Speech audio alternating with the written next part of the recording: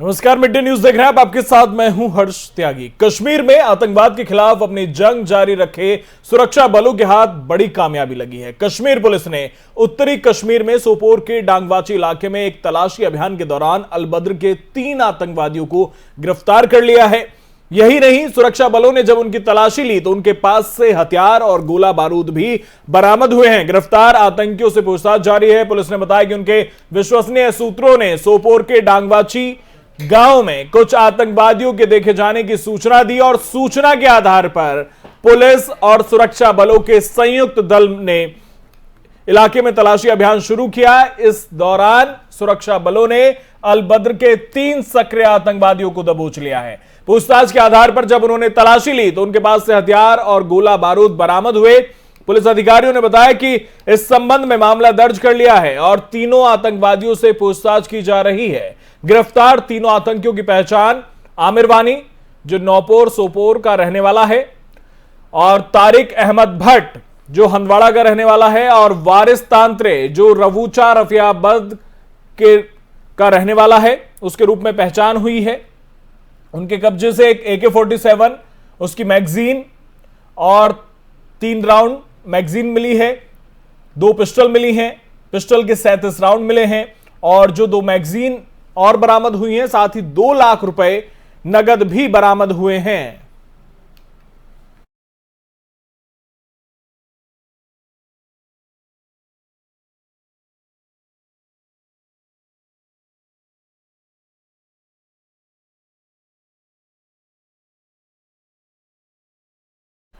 कर्नाटक में उपजे हिजाब विवाद के बाद अब उत्तराखंड के सीएम पुष्कर सिंह धामी ने बयान दिया है। उन्होंने कहा कि हमारी सरकार बनने पर शपथ ग्रहण करते ही यूनिफॉर्म सिविल कोड का ड्राफ्ट तैयार करेंगे। सीएम ने कहा कि उत्तराखंड की सांस्कृतिक आध्यात्मिक विरासत की रक्षा के लिए बीजेपी सरकार अपने शपथ ग्रहण के तुरंत बाद एक कमेटी गठित करेगी।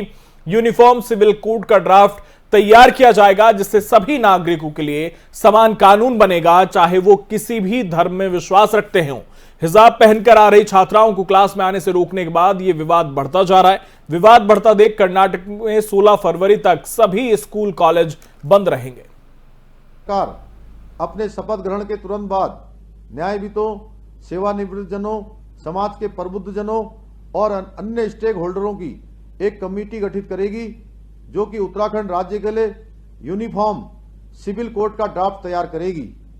इस यूनिफॉर्म सिविल कोड का दायरा विवाह, तलाक, जमीन जायदाद और उत्तराधिकार जैसे विषयों पर सभी नागरिकों के लिए समान कानून, चाहे वो किसी भी धर्म में विश्वास रखते हों, होगा। ये यूनिफॉर्म सिविल कोड संविधान निर्माताओं के सपनों को पूरा करने की दिशा में एक अहम कदम होगा और संविधान की भावनाओं को मूर्त रूप देगा। ये भारतीय संविधान के आर्टिकल 44 की दिशा में भी एक प्रभावी कदम होगा, जो देश के सभी नागरिकों के लिए समान नागरिक संहिता की संकल्पना प्रस्तुत करता है। सर्वोच्च न्यायालय ने भी समय समय पर इसे लागू करने पर जोर ही नहीं दिया, बल्कि कई बार इस दिशा में कदम नहीं उठाने के लिए भी नाराजगी व्यक्त की है।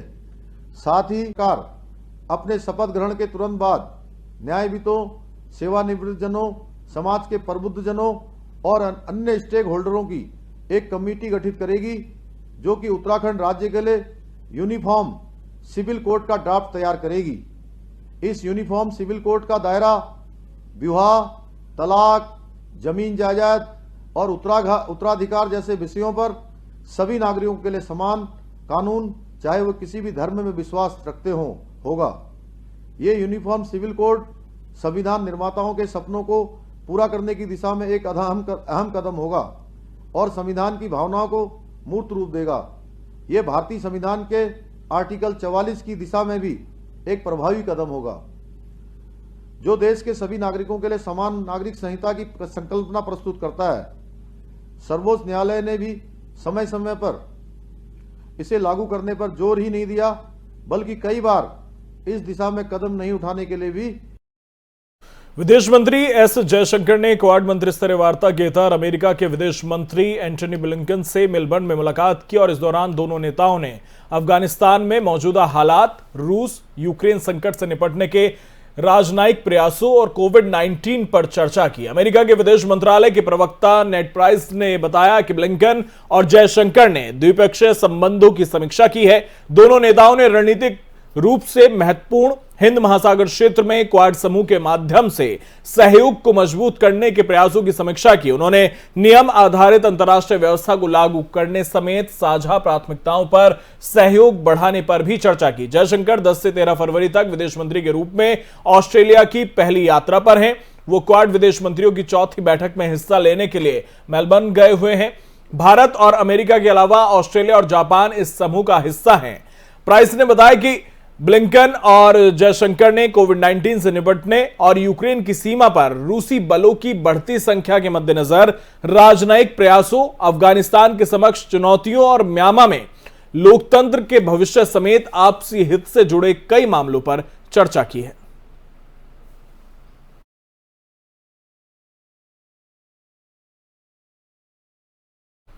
देश भर में कोरोना के मामलों में अब गिरावट देखने को मिल रही है। ऐसे में रेलवे ने एक बड़ा फैसला लिया है। रेलवे ने 14 फरवरी तक सभी ट्रेनों में कोविड काल से पहले जैसी कैटरिंग व्यवस्था शुरू करने का फैसला लिया है।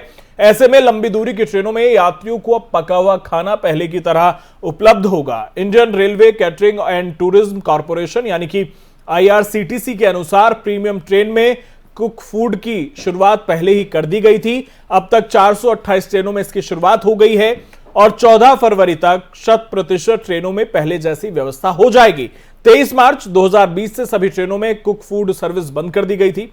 फिर देश भर में अनलॉक की शुरुआत के बाद 5 अगस्त 2020 से चुनिंदा ट्रेनों में रेडी टू ईट भोजन की शुरुआत हुई है। इसके बाद IRCTC ने पके हुए खाने की शुरुआत की। 2021 के दिसंबर के अंतिम सप्ताह में पश्चिम रेलवे ने अपनी प्रतिष्ठित मुंबई दिल्ली राजधानी एक्सप्रेस में यात्रियों को रेडी टू ईट पैकेट के साथ पका हुआ भोजन देना शुरू किया और पश्चिम रेलवे की मुंबई सेंट्रल नई दिल्ली राजधानी एक्सप्रेस और मुंबई सेंट्रल हजरत निजामुद्दीन अगस्त क्रांति एक्सप्रेस, इन तमाम ट्रेनों में यह सुविधा शुरू की गई।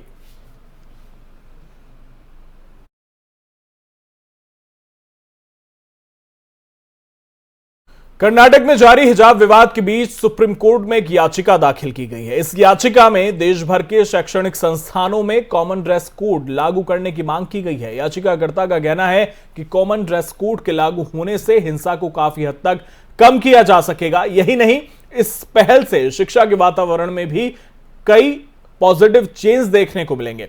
कॉमन ड्रेस कोड को लेकर सुप्रीम कोर्ट में निखिल उपाध्याय नाम के एक छात्र ने अर्जी दाखिल की है। उपाध्याय ने अपनी अर्जी में कहा कि एक समान ड्रेस कोड न केवल समानता, सामाजिक न्याय, लोकतंत्र के मूल्यों को बढ़ाने के लिए जरूरी है, बल्कि एक न्यायपूर्ण और मानवीय समाज बनाने के लिए भी आवश्यक है। याचिकाकर्ता ने कहा कि एक समान वर्दी से जातिवाद, सांप्रदायिकता, कट्टरवाद, अलगाववाद के सबसे बड़े खतरे को कम किया जा सकेगा।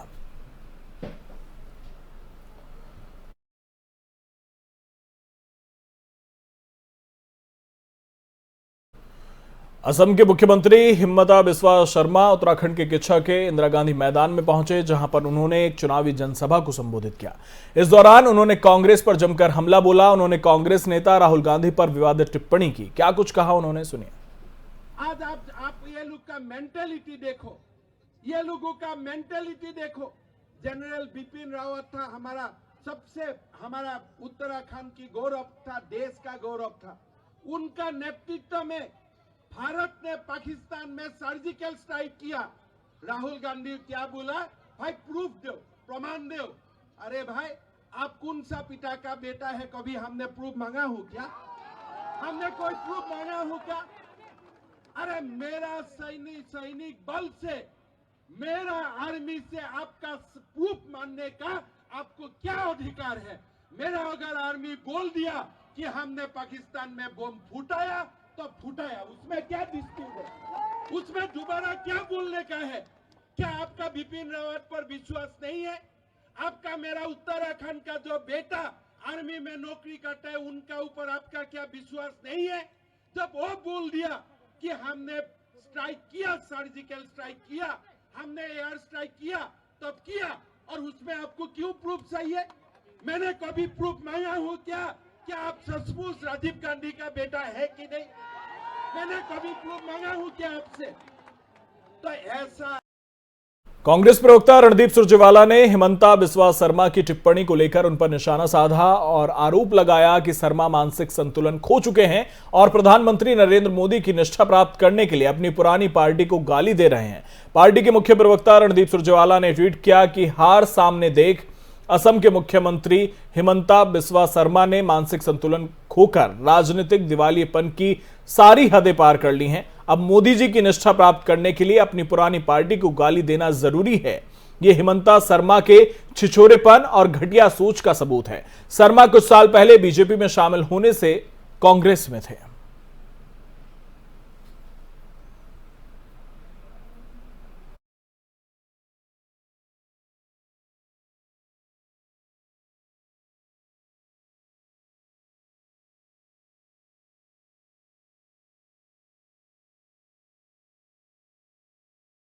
हिजाब विवाद का मामला बढ़ता जा रहा है और इसी बीच सपा नेत्री रुबीना खानम ने बड़ा बयान दिया। रुबीना खानम ने कहा कि हिजाब पर हाथ डालने वालों के हाथ काट दिए जाएंगे। रुबीना खानम, समाजवादी पार्टी की महानगर अध्यक्ष एवं वरिष्ठ सपा नेता अलीगढ़। ये कर्नाटक हिजाब प्रकरण का जो मुद्दा है, मैं इस पर यह कहना चाहती हूं कि ये हमारे देश की बहन बेटियों के आत्मसम्मान पर हमला है। हमारे हिजाब पर या हमारे आंचल पर हाथ डालने वालों के हम हाथ काट देंगे। अरे भारत विविधताओं का देश है। यहाँ पर माथे का तिलक हो या पगड़ी या हिजाब, ये सब तो हमारी संस्कृति का हिस्सा है। इस पर राजनीति करना नीचता की पराकाष्ठा है। अब ये कलयुगी रावण हमारे आंचल का, हमारे हिजाब का चीरहरण करेंगे। मैं इनसे ये कहना चाहती हूँ, मैं उन्हें ये बता देना चाहती हूँ कि महिलाओं को कमजोर समझने की भूल न करें।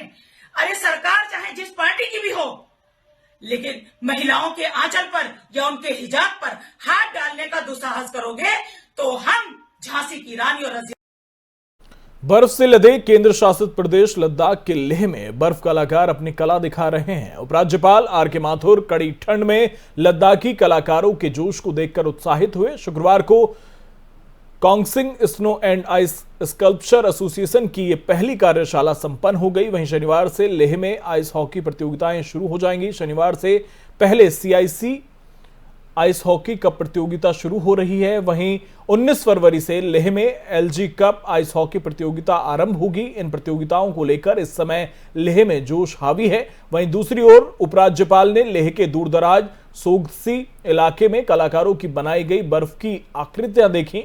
ये कलाकृतियां कलाकारों ने पहली Ladakh ice and snow sculpture कार्यशाला में बनाई हैं। इसमें लद्दाख के दूरदराज के कई कलाकारों ने अपना हुनर दिखाया। कार्यशाला में वे औजार भी प्रदर्शित किए गए जिनकी मदद के साथ कलाकारों ने बर्फ को आकार दिया था।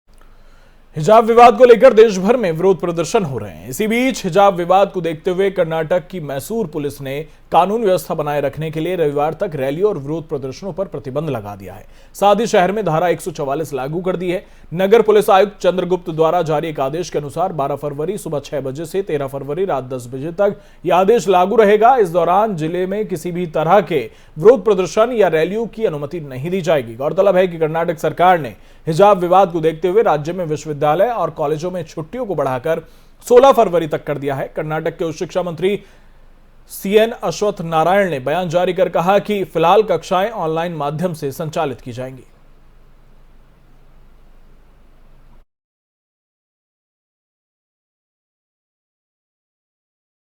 पश्चिम बंगाल में 4 नगर निगमों सिलीगुड़ी, विधानगर और आसनसोल और चंद्रनगर के लिए मतदान सुबह 7 बजे से शुरू हो गया है। एक अधिकारी ने बताया कि पुलिस ने शांतिपूर्ण मतदान के लिए राज्य के विभिन्न हिस्सों में स्थित सभी 4 नगर निगम क्षेत्रों में सुरक्षा के व्यापक इंतजाम किए हैं। पश्चिम बंगाल राज्य निर्वाचन आयोग की अधिसूचना के अनुसार मतदान शाम 5 बजे तक होगा। वहीं चारों नगर निगमों के लिए मतगणना 14 फरवरी को की जाएगी। दूसरी तरफ कोविड को देखते हुए वोटिंग करने आ रहे लोगों का थर्मल स्कैन मशीन से टेम्परेचर चेक करने के अलावा मास्क की चेकिंग भी की जा रही है और अभी तक विधाननगर के 41 वार्ड में कुल 203 उम्मीदवार चुनाव लड़ रहे हैं, जबकि सिलीगुड़ी नगर निगम के 47 वार्ड में 200 उम्मीदवार चुनावी मैदान में हैं। चंदन नगर में 33 वार्ड के लिए 120 और आसनसोल के 106 वार्ड में 430 उम्मीदवार चुनाव लड़ रहे हैं। वाम मोर्चा ने 2015 में सिलीगुड़ी नगर निगम चुनाव जीता था, जबकि 3 अन्य नगर निगमों पर तृणमूल कांग्रेस का कब्जा था। इसके अलावा एसईसी आने पर 27 फरवरी को पश्चिम बंगाल में 108 नगर पालिकाओं में निकाय चुनाव भी कराएगा। ये चुनाव काफी पहले होने वाले थे, लेकिन कोरोना के चलते ये चुनाव टलते गए और अब पूरे 2 साल बाद चुनाव की तारीख तय की गई है।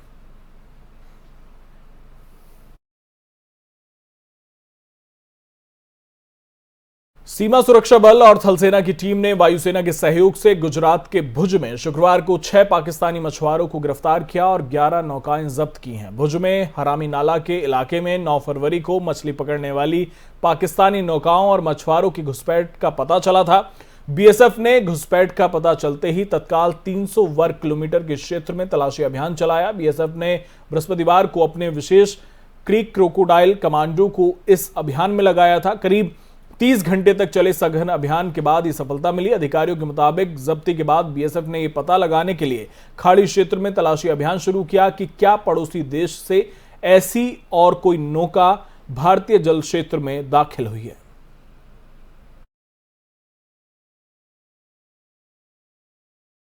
उत्तर मैसेडोनिया में डाउन सिंड्रोम से पीड़ित एक 11 साल की बच्ची की राष्ट्रपति स्टीवो पेंडारोविस्की ने मदद की है।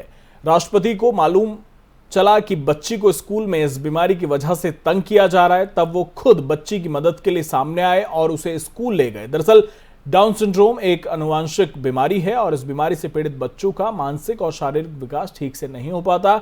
उन्हें सीखने में कठिनाई होती है और स्वास्थ्य संबंधी समस्याओं का भी सामना करना पड़ता है। एक बयान के मुताबिक राष्ट्रपति स्टीवो ने बच्ची एम्बला अडेमी के माता पिता से उसे स्कूल में तंग किए जाने और दिन प्रतिदिन की चुनौतियों को लेकर बातचीत की। एम्बला मैसेडोनिया के गोष्ठीवार में रहती है। स्कूल में भेदभाव की बात मालूम पता चलने के बाद राष्ट्रपति ने एम्बला के साथ उसके प्राथमिक विद्यालय एडिन्स्टवो गए और राष्ट्रपति के कार्यालय ने एक प्रेस विज्ञप्ति में यह कहा है कि राष्ट्रपति ने एम्बला के माता पिता से उन चुनौतियों के बारे में बात की जो वो और उसके माता पिता रोजाना फेस कर रहे हैं। उन्होंने समस्या के समाधान पर भी चर्चा की।